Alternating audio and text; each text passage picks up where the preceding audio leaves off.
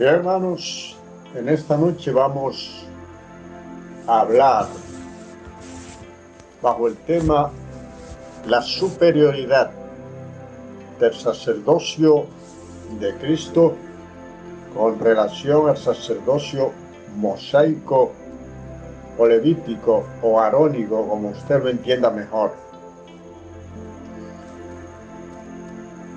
Y vamos a analizar un verso bíblico que se encuentra en el capítulo 7, verso 25 de la carta a los Hebreos. Dice: por lo cual puede también salvar perpetuamente a los que por él se acercan a Dios, viviendo siempre para interceder por ellos. En esta epístola encontramos donde aparecen los dos pactos: el pacto mosaico, que instituye la ley, y el pacto de la gracia, traído por Jesucristo. Como dice la palabra, la ley por Moisés fue dada, pero la gracia y la verdad vinieron por medio de Jesucristo. Aquí el autor a los Hebreos, en esta epístola, señala cuáles son las ventajas únicas del sacerdocio de Cristo con relación al sacerdocio mosaico. Los sacerdotes en el sacerdocio mosaico pues eran imperfectos, y por su imperfección entonces como mortales morían, y como dice el verso 23 y 24 del capítulo 7 de los Hebreos, que los otros sacerdotes eran muchos, porque por medio de la muerte no podían continuar. Pero por permanecer para siempre, tiene un sacerdocio inmutable. De manera entonces que el sacerdocio levítico, los sacerdotes tenían que ofrecer sacrificio por sí mismo, por sus propios pecados, por causa de sus limitaciones como seres humanos. No así Cristo, que es inmaculado, santo y perfecto. La primera parte de este verso dice: por lo cual. Y esta es a modo de un puente. Esta palabra es como un puente entre los versos 23 y 24 que citamos y el verso 25 que estamos analizando. Cristo, como sumo sacerdote, tiene el poder de salvar a aquellos que se acogen a su servicio. Como sumo sacerdote, tiene el poder en sí mismo de salvar a aquellos que se acogen a su servicio. La otra parte de este verso bíblico dice claramente: porque Él también. Cuando habla aquí de Él, se refiere a la persona de Jesús, que Él tiene el poder de salvar perpetuamente y interceder para siempre, por cuanto vive eternamente y no puede morir. El sacerdocio levítico no podía salvar por su imperfección, pero Cristo puede. Los hombres no pueden salvarse a sí mismos, pero Cristo puede salvarlo. Los sistemas religiosos no pueden salvar pero Cristo puede, tiene el poder. Cuando nosotros buscamos al capítulo 28, verso 18 del Evangelio según San Mateo, Cristo declara y dice: toda potestad me he dado en los cielos y en la tierra. Por tanto, id y haced discípulos en todas las naciones. Toda potestad. Cristo tiene poder para dar vida. Evangelio según San Juan, capítulo 5 y verso 21. Él dijo: el Padre es el que da vida a todos. Dice, pero también el Hijo al que quiere le da vida. O sea que Cristo puede impartir vida tal como lo hace el Padre. Él tiene el poder de hacerlo. En el Evangelio según San Juan, capítulo 10, verso 17, Cristo dijo: por eso me ama el Padre, porque yo pongo mi vida, porque tengo poder para ponerla y tengo poder para volverla a tomar. Nadie me la quita, sino que yo la pongo de mí mismo. O sea, fue algo voluntario, tenía el poder de ponerla y el poder de volverla a tomar. Entonces, este verso bíblico que comienza por lo cual, dice, puede también. La otra parte dice salvar. La palabra salvar aquí equivale a verdaderamente a remisión de pecado, también equivale a totalidad de perdón en el pecado. La palabra salvo, Él puede salvar, porque tiene el poder para salvar. Entonces la palabra salvar habla de liberación, remisión y rescate. La palabra salvar es la palabra más importante del mensaje evangélico. Sugiere también una serie de actos y estados que son únicos de la gracia de Dios, como lo que son justificar, perdonar, redimir, santificar y glorificar. Esos son actos y estados que son típicos y únicos de la gracia de nuestro Señor y Salvador Jesucristo. La otra parte de este verso bíblico dice que puede salvar perpetuamente. La palabra perpetuamente es la traducción del original griego panteles. Se escribe así mismo como se pronuncia, panteles, con acento en la última E, panteles.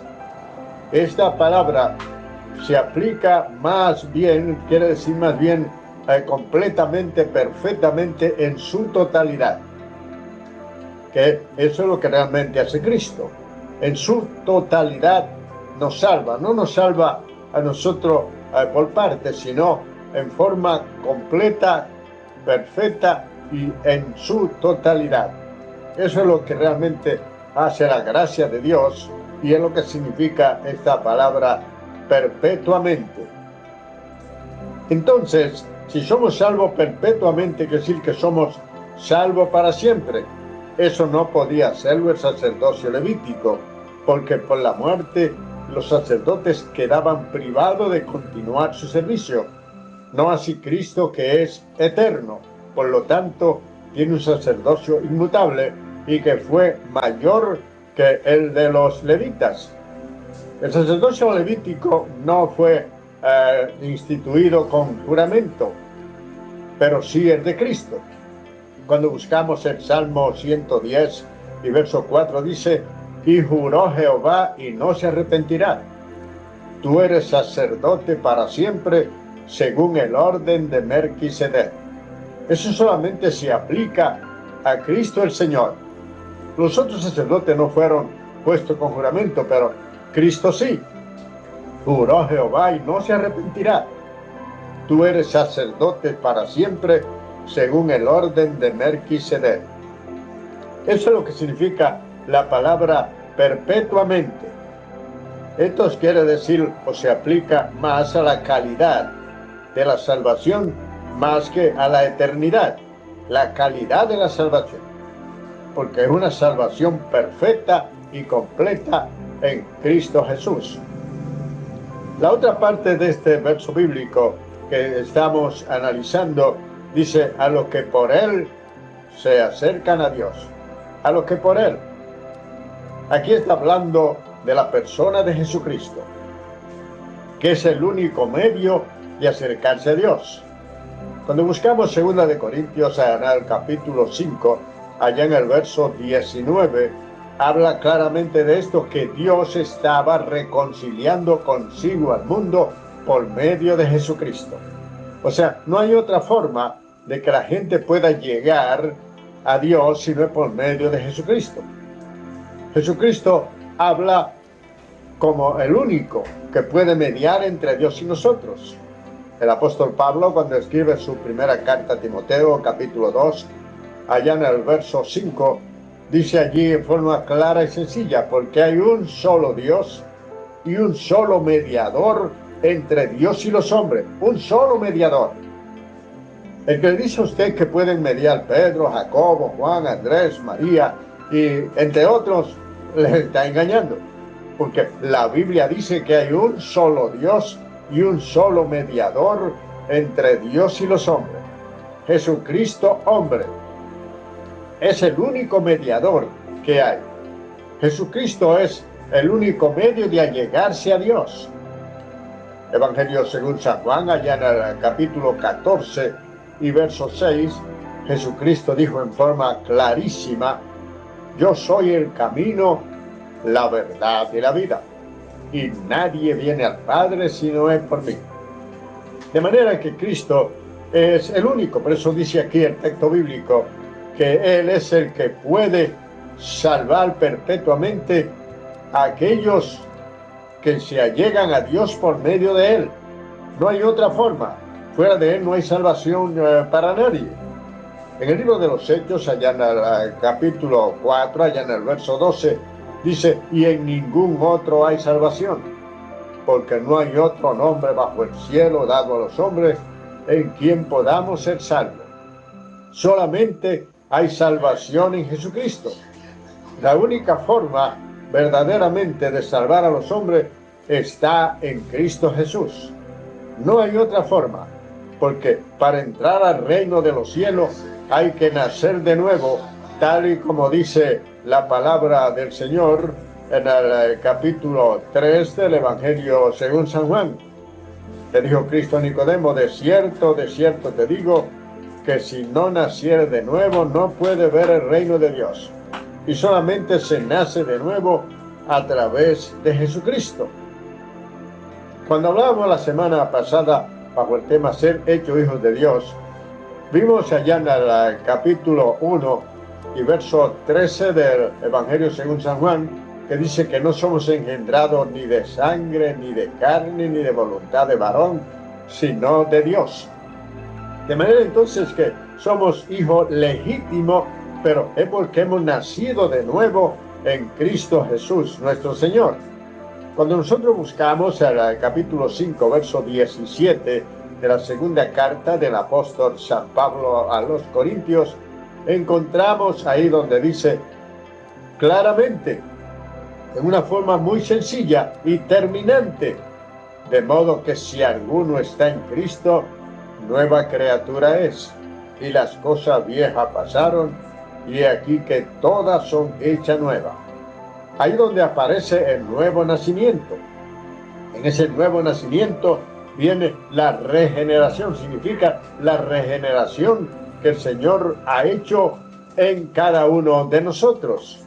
Es la regeneración que Él hace a través de Jesucristo, por medio de la muerte de Cristo en la cruz.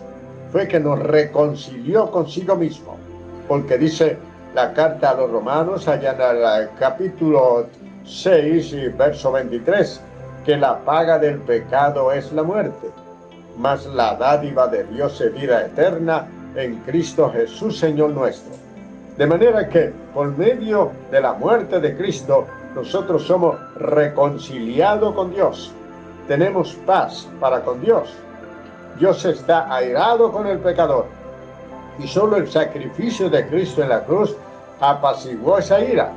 Y ahora estamos ubicados en una posición ventajosa por ser hijo, heredero de Dios y coheredero con Jesucristo. En el capítulo 5, el verso 1 de la carta del apóstol San Pablo a los romanos, lo dice bien claro: justificado pues por la fe, tenemos paz para con Dios por medio de nuestro Señor Jesucristo. Es por medio de Él que nosotros tenemos paz para con Dios, porque Dios está irado con el pecador. Evangelio según San Juan, capítulo 3, ya en el verso 36, dice de forma bien clara: el que tiene al Hijo de Dios tiene la vida, pero el que no tiene al Hijo de Dios no verá la vida, sino que la ira de Dios está sobre él. Dios está irado con el pecador, pero cuando viene a Cristo, entonces sus pecados son perdonados y hace la paz con Dios. Y está entonces en paz con Dios, en armonía con Dios, con una relación íntima con Dios, por medio de nuestro Señor y Salvador Jesucristo. Dice la otra parte de este verso bíblico: lo que por Él se acercan a Dios. Acercan. Para acercarse a algo o a alguien, uno tiene que haber estado distanciado de ese alguien o de ese algo. Nadie puede acercarse a algo o a alguien si primero no ha estado lejos. Cuando buscamos el Evangelio según San Lucas, en el capítulo 15 y verso 20, dice que el hijo pródigo vino a su padre. ¿Pero por qué vino? Porque dice el verso 13 del capítulo 15 que ya se había ido lejos a una provincia apartada. Por eso se fue lejos y ahora tuvo que venir. Pero aquí habla claramente que Él salva a aquellos que por medio de Él se acercan a Dios. Es la única forma de acercarse a Dios, es por medio de Jesucristo. No hay otra forma que no sea por medio del sacerdocio de Jesucristo, que intercede por nosotros. Un sacerdocio inmutable, que no podía hacerlo el sacerdocio arónico o levítico, porque por la muerte los sacerdotes cesaban sus funciones y tenían que dejar su cargo y dejar su mediación, su intercesión. Pero Cristo es eterno y por lo tanto puede salvar perpetuamente. Habla de que puede salvarnos perpetuamente. Esto quiere decir que la salvación que Cristo ofrece no es una salvación inconclusa, sino una salvación perenne, por todo el tiempo. Él vive siempre para interceder por aquellos que realmente hemos aceptado a Cristo. No hay forma de que Cristo comience una obra y que la deje inconclusa. No comienza una misión para dejarla sin terminar. En cuanto a la salvación del cristiano y la perfección de ella, Filipenses capítulo 1, allá en el verso 6, nos dice: y estando persuadido de que aquel que comenzó la buena obra en vosotros la terminará hasta el día de Jesucristo. Nosotros somos redimidos en nuestras almas, pero nuestro cuerpo todavía no han sido redimidos. Podemos morir como cualquier otra persona, de un accidente, de un cáncer, del coronavirus, de cualquier tipo de enfermedad. Podemos morir porque nuestro cuerpo todavía no ha sido redimido. El cuerpo será redimido en el levantamiento de la iglesia, cuando recibamos un cuerpo glorificado, como dice Filipenses capítulo 3 y verso 21. Un cuerpo de gloria como el cuerpo suyo, glorificado, un cuerpo como el cuerpo de la gloria de Cristo. Eso es lo que dice 1 Corintios en el capítulo 15, en el verso 51 al 53. Yo digo un misterio, dice el apóstol San Pablo: no todos dormiremos, refiriéndose a la muerte, pero todos seremos levantados, porque en un momento, en un abrir y cerrar de ojos, porque se tocará la trompeta y los muertos serán resucitados, porque es necesario que esto corruptible se vista de incorrupción y esto mortal se vista de inmortalidad. Ahora nosotros todavía somos seres mortales, pero llegará el momento de que no lo seremos, de que viviremos eternamente y para siempre, donde no habrá muerte, ni llanto, ni dolor, ni clamor, como dice Apocalipsis capítulo 21 del verso 1 al 4. Y vi un cielo nuevo y una tierra nueva, y el primer cielo y la primera tierra pasaron. Pero dice que allí el Señor enjugará las lágrimas de los ojos de ellos, y no habrá muerte, no habrá vejez, no habrá enfermedad. Viviremos eternamente y para siempre con ese sumo sacerdote que nos redimió de nuestros pecados y transformó nuestros cuerpos corruptibles en incorruptibles y nuestros cuerpos mortales en cuerpos inmortales. Tendremos un cuerpo como el de Él. Ya nosotros no somos realmente de esta tierra, ya no somos ciudadanos de esta tierra. Filipenses, allá en el capítulo 3 y verso 20, dice que nuestra ciudadanía está en los cielos, de donde esperamos al Salvador, al Señor Jesucristo. Ahora somos ciudadanos de arriba y debemos caminar como forastero en esta tierra, como peregrino, como extranjero que somos en esta tierra, y vamos a una patria que realmente el Señor fue a preparar. Evangelio según San Juan, en el capítulo 14, del verso 1 al verso 4, Él dijo: no se turbe vuestro corazón ni tengáis miedo. Creéis en Dios, creéis también en mí. En la casa de mi Padre muchas moradas hay. Si así no fuera, yo os lo hubiera dicho. Voy pues a preparar lugar para vosotros.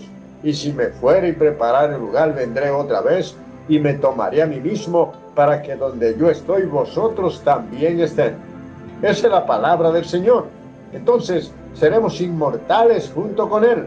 Viviremos eternamente en las mansiones celestiales, en la ciudad que tiene calle de oro, mal de cristal, tiene 12 puertas, son 12 perlas, y tiene un muro tachonado de diamante. ¿Qué clase de bendición la que el Señor tiene reservada para nosotros? Todavía no se ha manifestado lo que hemos de ser. Dice el apóstol Juan en su primera carta, capítulo 3, verso 1 al 3. Mirad cuán amor nos ha dado el Padre, para que seamos llamados hijos de Dios.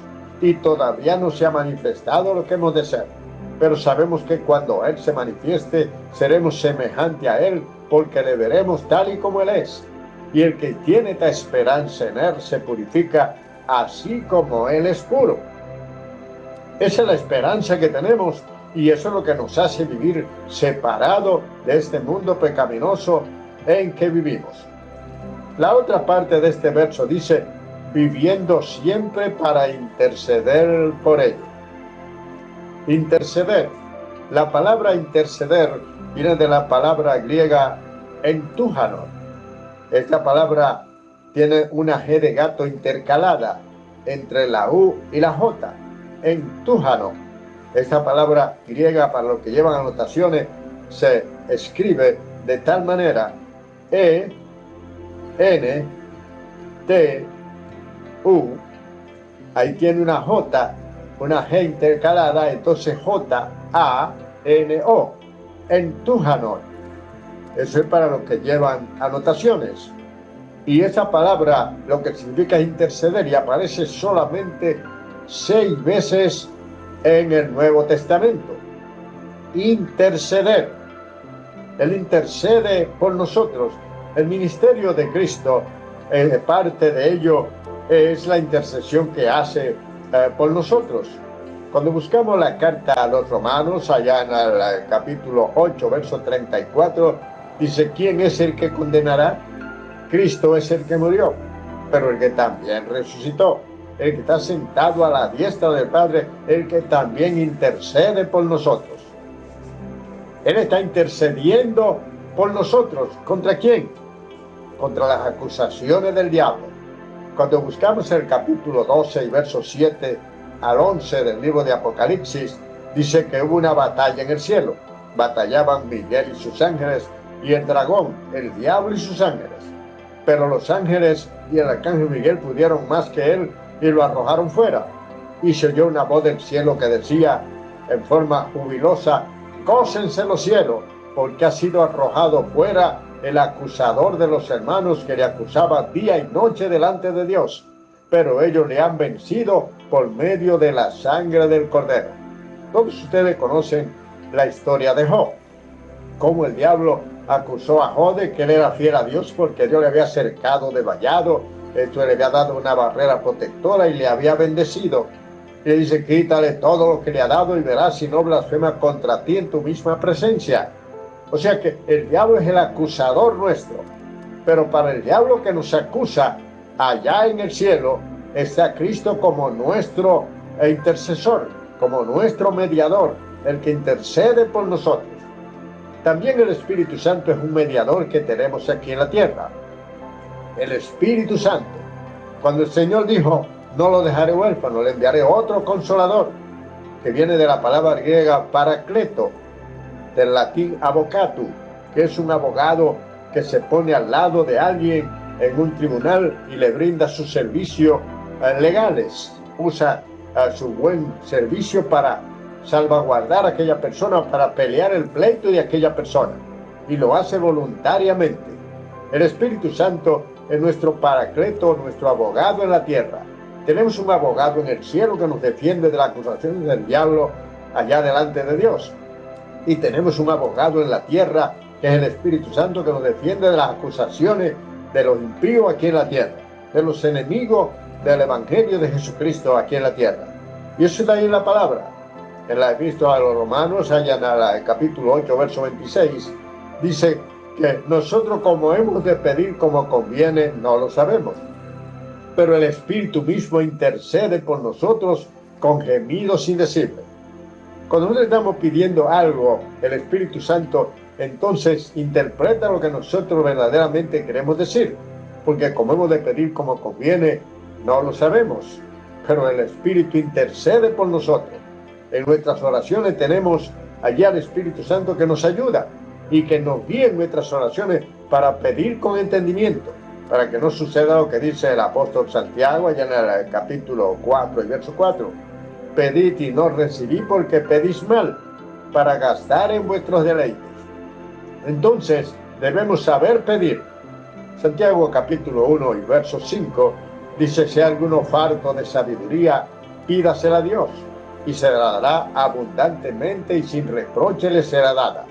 Dios da sabiduría a aquellos que la piden de Él, así como el que pide el Espíritu Santo, como Él dijo, si ustedes siendo malos saben dar buena dádiva a sus hijos, dice, porque ¿quién de ustedes teniendo un hijo y le pide pan le da una piedra? ¿O si le pide pescado le da una serpiente? ¿O si le pide un huevo le da un escorpión? Y si ustedes siendo malos saben dar buena dádivas a sus hijos, ¿cuánto más vuestro Padre Celestial dará el Espíritu Santo a los que lo piden de Él? Esta es una forma de incentivarnos para mantenerlo en la oración y pedir al Señor verdaderamente con sabiduría, con entendimiento. Por eso es que nosotros debemos pedir bajo la guianza del Espíritu Santo. En el capítulo 5 y verso 14 de la primera carta del apóstol Juan, dice, y sabemos que si pedimos algo conforme a su voluntad, Él nos oye. Él oye todas las oraciones, pero no a todas le da respuesta. Entonces, cuando pedimos nosotros con entendimiento, con inteligencia, siendo guiados por el Espíritu Santo, entonces verdaderamente tenemos a ese intercesor. Cristo es el que verdaderamente media por nosotros. Cuando una persona se convierte a nuestro Señor y Salvador Jesucristo, ese es solamente el primer paso que da para una relación permanente entre esa persona, entre el pecador y Jesucristo. E inmediatamente la persona se convierte, Cristo se compromete a interceder por ella para siempre. Las enseñanzas que nos deja este verso bíblico, en primer lugar, es que Cristo puede salvar. Y que Cristo puede salvar a aquellos que por medio de Él, que están lejos de Dios, y por medio de Él se acercan a Dios, por medio de Jesucristo. Eso es lo que Él hace verdaderamente para con nosotros, que nos salva cuando nos acercamos a Él por medio de Jesucristo, porque no hay otra forma de que podamos acercarnos a Dios si no es a través de nuestro Señor y Salvador Jesucristo. En resumen, verdaderamente que este verso bíblico nos enseña la majestuosidad del sacerdocio de Cristo, la permanencia, la inmutabilidad del sacerdocio de Cristo por encima del sacerdocio levítico, que era solamente temporal porque la muerte se encargaba de privarlo de su servicio. Pero como Cristo es eterno, tiene un sacerdocio inmutable para cada uno de nosotros y es un intercesor perenne que está intercediendo por nosotros desde ahora y para siempre.